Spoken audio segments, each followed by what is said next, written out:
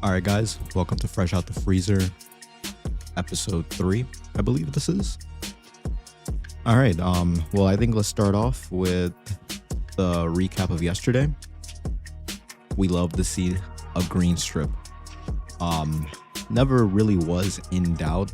I lied. I think Torian Prince, when he had 4 fouls at the very start of the second half and then went straight to the bench until garbage time in the fourth quarter, we were all very concerned. I was even more concerned because I took him at a points and rebounds at over 11.5 since Nick Smith Jr. did end up getting voided due to back spasms.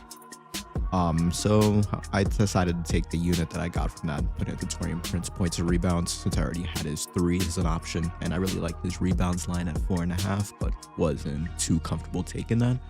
But back to the picks that we did announce. Usher Thompson blew it, 24 points and rebounds. Was a little bit in doubt when the Pistons were up, I think like 35 at half, but then Miles Bridges and the Hornets made it somewhat competitive, and Usher just cooked. Dame, like I said, he was gonna facilitate and cook. This line almost could have gone to 20. Next time the Bucks play, I think they do play today. I might check that for some bonus picks I play on the side. But if Giannis is still out, I wouldn't be surprised if this line is 13 or 14.5. And the books respect him now. Scotty Barnes, literally at the brink, 31 PRA. Thank God the Rockets pulled ahead and won by 7 or 9, so it looks like you almost could have taken them on the spread at the end of the day. But hey, a win is a win, right? So we have a Monday, day after Super Bowl. By the way, I think I should apologize. Granted, I guess the birthday boy did get his Super Bowl, and I guess the wrong birthday boy scored, as it was also Cooper DeJean's birthday, and he got a pick 6 on Patrick Mahomes. In any case, congratulations to the Eagles. I know Philadelphia is probably a war zone right now. Looks like the 4th of July, probably. All right, in any case, let's go to our picks for today. We start off with Michael Porter Jr. Denver Nuggets are hosting the Portland Trail Blazers. We're going to go with 24.5 points and rebounds. When we look at the injury report, Aaron Gordon, it's been a weird season for him. It's been up and down for him, and he's not really a starter. The Nuggets are normally going out with a 5 of one of like Murray or Westbrook, Christian Braun, Jokic, and then Michael Porter will come in. Across this season, Michael Porter has done amazing, and I know he's on the injury report, but he usually is, but just has for I think maintenance. When we look at the matchup, the Trailblazers, again, they've been the best team in the NBA against the spread across the past week, but I think once they lost to the Timberwolves, we're back to reality now. So a part of the regular scheduled programming, they're atrocious when it comes to defending the small forward position. 23rd and 26th respectively. When we look across the season, this is something that Michael Porter Jr. is hitting at 60%. In those last 20 games, 12 of the last 20, 8 of the last 10, and 100 of the last 5 games. So in terms of hit rate recently, we love it. Head-to-head against the Trailblazers. Granted, this doesn't look too good, but a lot of these must have been blowouts. Wow, pretty competitive game, Trailblazers. Well, that was towards the end of last year. Really competitive games. Looks like in blowouts it matters. Somewhat competitive. Okay, let's not look too much into head-to-head, because then Aaron Gordon, Jamal Murray, Waldo Pope, it was a different Nuggets team. In this iteration of the Denver Nuggets, Michael Porter Jr. is definitely maybe the 3rd option, I would absolutely say, after Jokic and Murray. And if we look in terms of the volume that we are hoping in terms of getting this 25 points and rebounds, he is averaging around 10 potential rebounds per game, getting 9, 14, 17, 18. And he's converting them at a pretty high clip. I mean, 7 potential rebounds, 9, 14 potential, 12, 17 potential rebounds, 7, 18 potential rebounds, 10. He's converting these at a higher than 50% clip. And when it comes to his field goal chances, I mean, when you're taking up 16 to 20 shots a game, I mean, yeah, he's averaging 13, but in recent games, he's getting around 15. I mean, blowouts the Knicks, I'm assuming. yeah, not a good game from him, right? But if we're getting close to 20 shots and we just need to make half of them or a little bit more than half just to then maybe complement some of those rebounds, getting 25, I don't understand why that's not doable. Again, if we look at it, if we look at the matchup, and Portland, this app that I use doesn't update the matchup grades as quickly after each game as Outlier does, but it's still a pretty respectable reference point. When we look at the implied odds that we get for 25 points rebounds across the season, I mean, we're getting great value for it, close to even odds, and this is something that's a minus 140, minus 130. If we look across the last 5 games, I mean, he's hit it every time, so you can't really get an infinite line for something that's always hit, right? Like LeBron's 10 points. If we look at the last 10 games, it's a minus 350, so it's really parlay fodder if you really stretch it out in terms of its volume across this season and recently.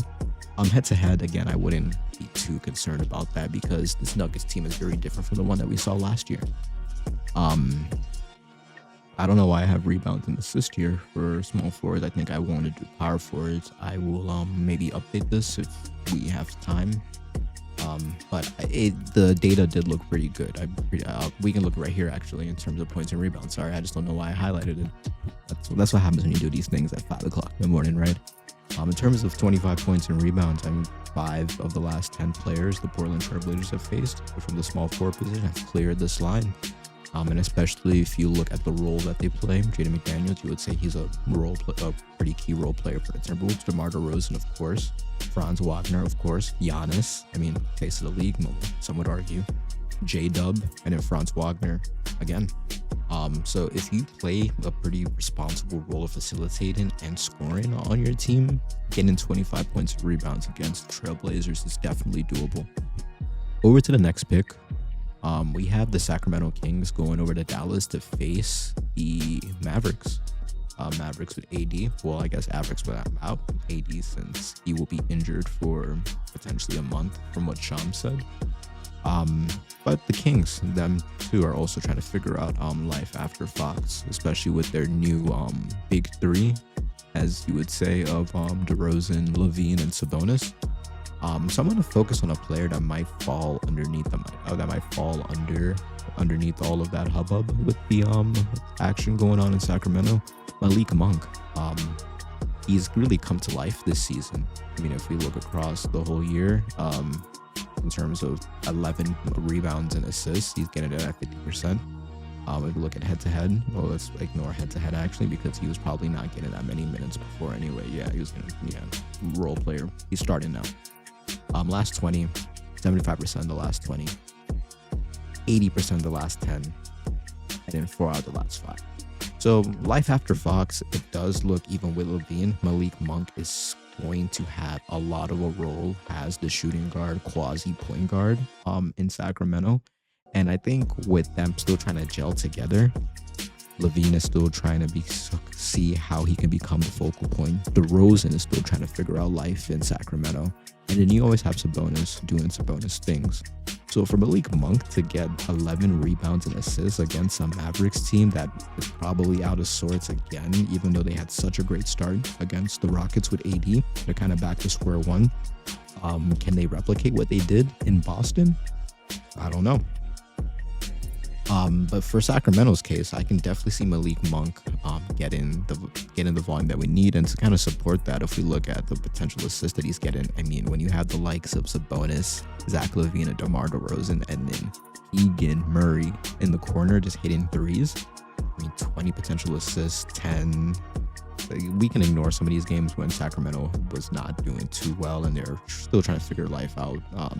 Well, they still had Fox. I don't think Fox played in this game. He did not play in this game, and then obviously he wasn't there anymore. And if we look at potential rebounds, he's averaging around 10 potential rebounds a game.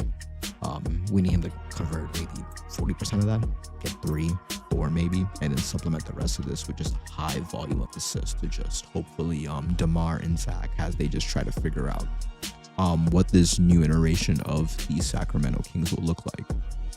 If you look at implied odds on rebounds and assists, again, let's ignore head-to-head, since, again, these are different teams, different versions, different, I guess, generations of these teams.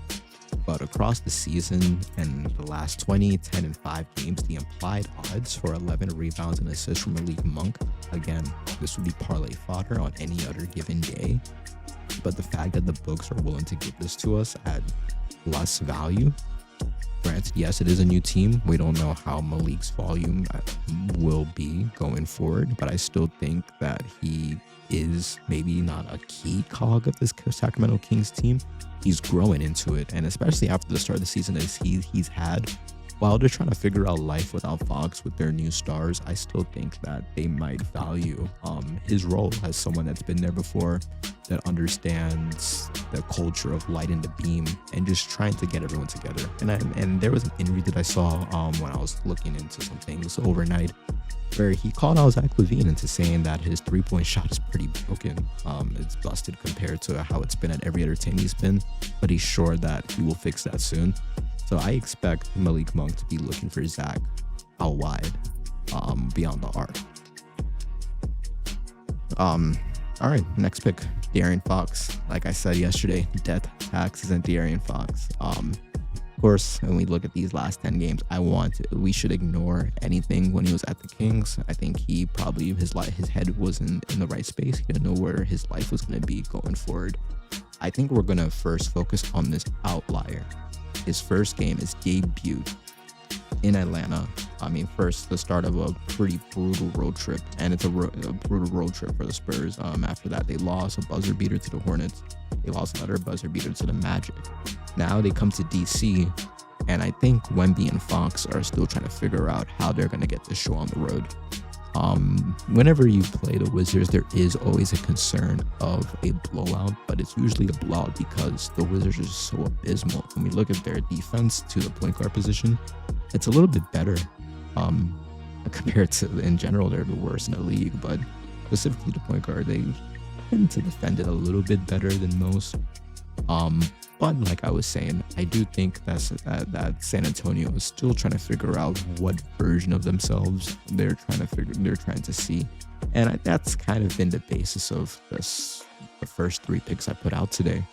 In terms of the volume that we need, potential assists, I mean, Wemby and Fox, it's literally like Chris Paul back at Lob City with Blake Griffin and DeAndre Jordan, right? He's going to get 12, 10, 20. It's going to fluctuate per game depending on how much facilitating and creating and shot making there is. But I can see De'Aaron Fox always averaging around this 10 to 13, 14, maybe even 15 potential assists, depending on how the game script goes. In terms of rebound potential, he's getting around 6, 7 per game, and he is someone that fights for his rebounds. He's not really someone that we have to hope and pray that they fall out of the sky. He will kind of go and get his. Foul trouble does kind of support that. He does tend to get into fouls, trying to get steals, also trying to go up against rebounds on players that are maybe more dominant than him physically, but that's just the fighter that he is. When we look at stats that kind of support this, again, we should probably not take too much into recent games, considering he didn't know what was going on with his future. But if we look at the last 20, maybe if we stretch that out to when maybe there was some normalcy in Sacramento, and then across the season and across the last 2 seasons, we're starting to get closer in terms of meeting that value that the books are currently offering. And then if we look at head-to-head against the Wizards, it seems that he likes to play them. This might be the first head-to-head of the video, coincidentally enough, that might finally support our rationale. Okay, we can ignore January because, again, I mean, that was just, 3 weeks ago? I don't think the Sacramento Kings figured out what they're doing themselves, and they blew them out, started sitting people early. The Spurs are still trying to figure out what they want to do. They want to figure out their system. I can see them wanting to do a statement win in our nation's capital. But we look at previous matchups when the Kings were probably still, they lost to them. Wow. 143 to 131, but that was almost 2 years ago. We can definitely ignore this. Okay, so maybe head-to-head isn't doing me the best justice today.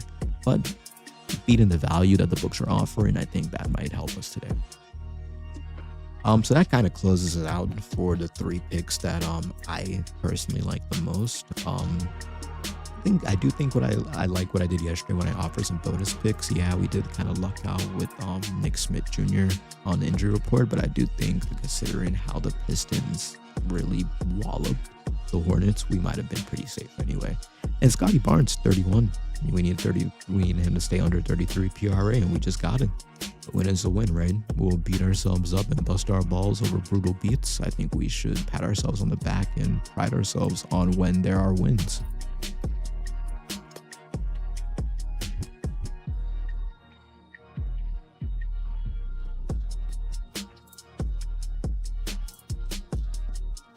Sorry, I hope you didn't hear my alarm clock go off in the background. It's time for me to go to work. But let me close off this video with just 2 quick props that I do like. Bonus props. Again, I might add them to the tracker, might not. I guess I might as well. I never really added this void here for bonus picks because of how good yesterday went. But Trey Murphy, under 4 3-points made. When we look at the defense of OKC against the Pelicans, the 3-pointers, I mean, they're one of the best in the league. The Thunder are one of the best in the league. Across the last couple of games, yeah, DeJounte Murray is out.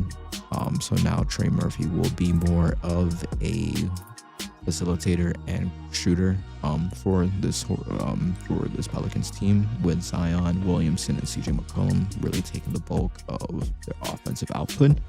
But again, this is against one of the best teams. If we look in his most recent games, I mean, he's not even getting 4 threes against pretty bad defenses. Well, he's getting 8 threes. Wow, 8 threes. Again, it's a bonus pick. I might definitely tell you, don't add this if you're going to parlay the picks that I mentioned earlier. But the potential is there. In terms of the volume, I know it doesn't look too promising. He's jacking up 12, 8 threes. So we are hoping that he goes slightly below that 50% rate. I mean, he is shooting at a, let's see, for the season. He's shooting at 38% for the season in his last 10 games. He's shooting at 46% last 20, 42% last 5, 58. Okay, so we're kind of banking on, is he really going to continue this huge just output that he got? And these are in games that the Pelicans were surprisingly competitive in against an OKC team that I think will do a lot less with them than these teams needed to. Well, against an OKC team that will need a lot less to overcome them than these other teams would. I think this is something that might be a good throw in. Again, if we look, they're not the best defense in the league in terms of 3 points made. To the small forward position, yeah, maybe. But again, and this is one where the true odds value does kind of support us. If we look at it head to head, he doesn't like playing the Thunder. They play an aggressive defense in the West. I mean, the Pelicans are currently have the worst record in the West. Across the last 2 seasons, yeah, Trey Murphy can get hot, but it's when he decides, it's when it's his day. So we are still being a pretty good value for what the books are offering us. And I am really putting this in now because I wouldn't be surprised, just due to how good OKC is, that this line drops to 2.5. And they want to make it a coin flip on where you want to take the risk on. So let's get it in early. If he shoots 5 threes on me, 4 threes on me, okay, so be it. It's a bonus pick for a reason. And if we look at the last 10 small forwards to play against the Thunder, the only one to make more than 3 threes was Andrew Wiggins in an upset. So unless it's an upset, maybe. Even if it is an upset, I can't see Trey Murphy making 4 threes. And if he does, because the volume is kind of going against my words here, it's a bonus pick. I told you guys it's a bonus pick. Please do not parlay this with the other picks. Even if these end up not hidden, I would definitely recommend you water them down. But this is one that's definitely not my most confident one, but it is one that I am playing. And to close it off, we have John Collins. I know, again, whenever it comes to the Lakers, I tend to not want to focus on them. I mean, we were sweating Pascal's PRA when Austin Reeves had the best night of his career. He had 40 points, I think, 5 rebounds and 7 assists. And now we have Luka Doncic making his expected debut tonight. So why am I focusing on John Collins? I mean, he's had an amazing season. in a Utah team where it's hard to give anyone superlatives and a pat on the back for doing anything, John Collins has been getting his. I mean, it's probably possible that he was hoping that before the trade deadline that maybe he would be in contention or conversations with some teams to help boost their championship or playoff hopes. But he's still in Utah for the time being, so now he's gonna have to do what he can do. I am not filtering against the power forward position because when Lauri Markkanen plays, it's kind of weird how Utah decides to kind of utilize them in terms of who will play in that front court. But when we look in terms of the volume that we need for John Collins to get 24 points and rebounds, and this is a line that I can definitely see going up to like maybe 24 and a half, 25 and a half by closing, which is why I want to get it in early. Potential rebounds, I mean, he's getting 15 a game and he's converting at a worser clip than before. I mean, 18 potential assists, 6, 12 potential assists, 5. He's slightly less than 50%. And then there are games when outlier games, I'll probably say 18, 12, 17, 6. It looks like he's converting these at roughly around 38 to like 45-ish% of the time, which is fine. But something that's really enticing is just his field goal takes. He's averaging around 14 shots a game, but in recent games he's getting around 15. We can ignore games where Utah were relatively blown out or surprising games. Well, obviously and he still made it. Wow, with only 8 field goals made. I guess some of them are threes, right? Yeah, he does make some threes, which could help us. In terms of the volume that we need for John Collins to get 24 points and rebounds, I like it. I mean, he's getting 15 potential rebound chances if he converts all of those, which I know is highly unlikely, but hypothetically, if he were to, he's already at 15 rebounds. And he's jacking up 14 shots a game, needing to make 50%. I mean, that gets us 14 points. That gets us just in there. That gets us beyond that, closer to 30 points and rebounds, which is definitely why I think the books will wake up to this and definitely bump this up before closing. And then just something to furthermore support this. And when we look at the true odds value for this across pretty much everything head to head, last 5, last 10, last 20, this whole season and last season, we're getting pretty comparable value for what the books are offering us. Again, this is something that this line could be parlay fodder come 7 o'clock, come 8 o'clock once they bump it up 25, 26 and a half.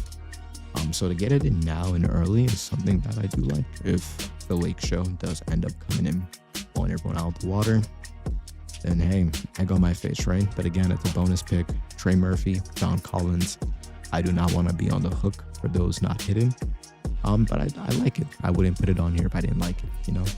And then to close it off, if we look at recent power forwards, and again, I know I said that I don't know what role the Jazz will play out there with Lauri and John. And also the Lakers are dealing with a plethora of issues. I mean, there's no Anthony Davis, so they're gonna have to figure out what they're doing with Jackson Hayes, Vanderbilt, and Koloko. Not the most scary center trio, right? Center rotation, but in terms of similar power forwards / small forwards, I mean, you look at Pascal, you look at Josh Hart, you look at Kelly Oubre, you look at Miles Bridges, you look at Jaylen Brown. We can ignore Draymond, Derrick Jones, Kuzma, and Gary Payton. Those guys aren't relatively focal points, or you could say the top 3 options. Oh, I guess Kuzma was a top option for the Wizards, but it's the Wizards. Hey, he's doing great in Milwaukee now. Let's respect the guy. He might be on one of these videos pretty soon, and not for an under. I do like how he's been acting up in Milwaukee. I think life is new. We're gonna see a Kyle Kuzma that people haven't seen it for some time and are probably hoping that we would see a long time ago. But in any case, if you're still here after all that, thank you for listening to me ramble on some bets today. As I'll always say, have fun, be safe, play responsibly, and hopefully may the odds be in our favor.